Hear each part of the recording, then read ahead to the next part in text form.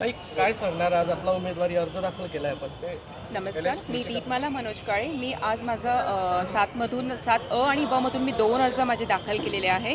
पुन्हा एक वार 3 वर्षां म्हणजे तिसरी टर्म आहे माझी पुन्हा एकदा. आणि माझ्या प्रभागातील सर्व जे माझे ज्येष्ठ नागरिक वगैरे आहे आणि सर्व माझे कार्यकर्ते आहेत, त्यांच्या आशीर्वादाने मी हा पुन्हा फॉर्म भरलेला आहे.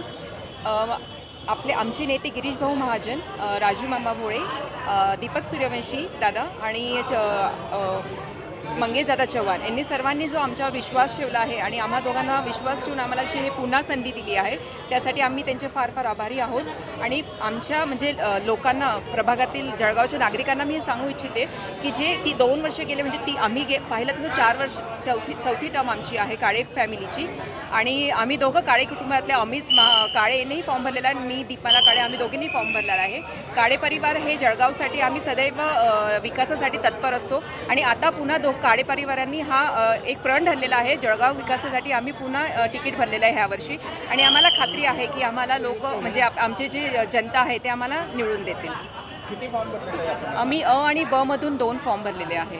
प्रभाग 7. भारतीय जनता पार्टीचा एबी फॉर्म मिळाला आपल्याला? नाही, तो पक्ष हँडओव्हर करणार आहे, तेव्हा तो ज्या याचा एबी फॉर्म राहील तो तिथे जुळून जाईल. आणि आता फॉर्म भरताना मिळाला नाही? नाही, आता नाही मिळालेला.